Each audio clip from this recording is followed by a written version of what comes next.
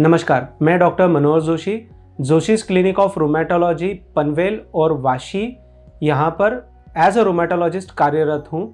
Please मेरे channel को आप सब्सक्राइब करिए और बेल आइकॉन को हिट करिए ताकि रेगुलर हेल्थ केयर अपडेट्स आपको मिलते रहें।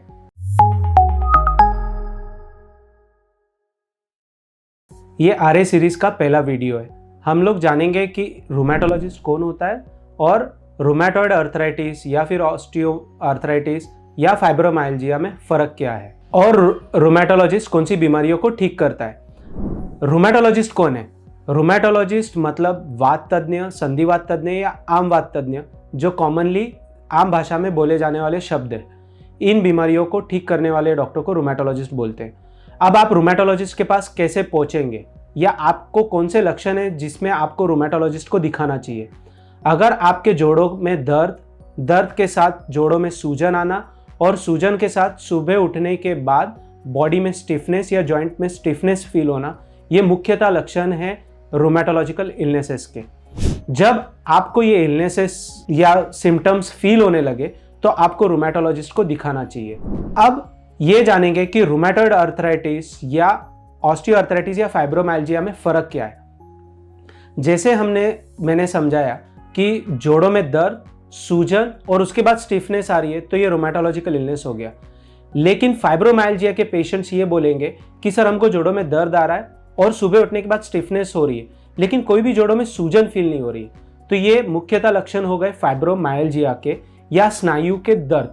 आसान भाषा में हम इसे स्नायु का दर्द बोलते हैं, तो इसको फाइब्रोमाइल्जिया कहते हैं। इसको भी आप रूमेटोलॉजिस्ट को दिखाइए ताकि ये तकलीफ को आप कंट्रोल में ला सके और ये लाइफ लॉन्ग बीमारी नहीं है। ऑस्टियोआर्थराइटिस में क्या होगा, जैसे आप जीने चढ़ रहे हैं या उतर रहे हैं तो आपके घुटनों में दर्द होना, कुछ काम कर रहे हैं या लंबे समय तक खड़े रह रहे हैं तो आपके कमर में दर्द होना, ये सब ऑस्टियोआर्थराइटिस या डीजनरेटिव जॉइंट डिसीजेस के सिम्टम्स हैं जो रूमेटॉइड अर्थराइटिस से कंप्लीटली अलग है या रूमेटोलॉजिकल इलनेसेस से कंप्लीटली अलग है।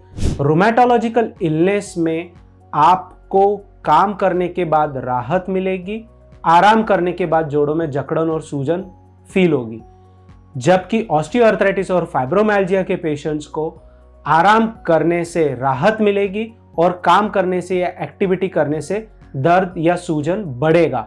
ये फाइब्रोमाइल्जिया या ऑस्टियोआर्थराइटिस के सिम्टम्स हो गए। रूमेटॉइड अर्थराइटिस में जॉइंट पेन, स्वेलिंग और स्टिफनेस, ये तीन मुख्य लक्षण अगर हैं तो ये रूमेटोलॉजिकल इलनेस हो गए। तो हमें यह समझना जरूरी है कि रूमेटॉइड अर्थराइटिस या फाइब्रोमाइल्जिया ऑस्टियोआर्थराइटिस के पेशेंट्स कैसे फर्क किए जाते हैं। अब रूमेटॉइड अर्थराइटिस रूमेटोलॉजिकल अदर इलनेसेस को भी ट्रीट करता है। जैसे मैंने बताया कि जोड़ों में दर्द, सूजन और अर्ली मॉर्निंग स्टिफनेस हो रहा है, लेकिन इसके साथ अगर आपके कमर में दर्द हो रहा है तो आपको एंकाइलोजिंग स्पॉन्डिलाइसिस हो सकता है। तो कमर का भी दर्द आपका एक्टिविटी से कम होगा और रेस्ट करने पे आपको स्टिफनेस अगर बैक में फील हो रही है तो ये एंकाइलोजिंग स्पॉन्डिलाइसिस होने के लक्षण हो सकते हैं। कुछ पेशेंट्स में स्किन डिसीजेज होते हैं जैसे सोरियासिस।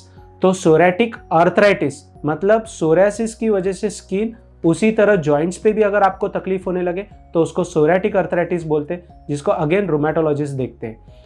इसके अलावा लूपस या एसएलई जो बीमारी बोली जाती है या सिस्टमिक लूपस एरिथ्रोमाटोसिस बोला जाता है, इसमें मुख्यतः जोड़ों में दर्द, सूजन, उसके अलावा चेहरे पे रेड रैश आना, रिपीटेड माउथ अल्सर होना, बाल बहुत झड़ना, ये हो सकता है।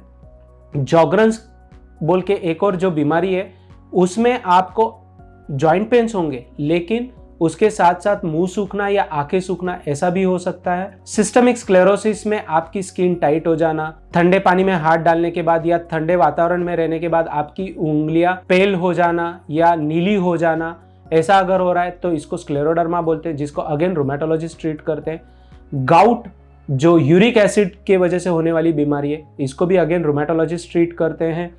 इसके अलावा आपके ब्लड वेसल्स में अगर तकलीफ आ रही है, जिसको वैस्कुलाइटिस बोलते हैं, तो ये जो बीमारी हो रही है इसको रूमेटोलॉजिस्ट ट्रीट करते हैं। सो मुख्यतः rheumatologist rheumatoid arthritis, ankylosing spondylitis, connective tissue disorder जिसमें एसएलई, जॉगरन्स या स्क्लेरोडर्मा हो गया, और गाउट या वैस्कुलाइटिस बीमारियों को ट्रीट करने के लिए रूमेटोलॉजिस्ट को दिखाना पड़ता है।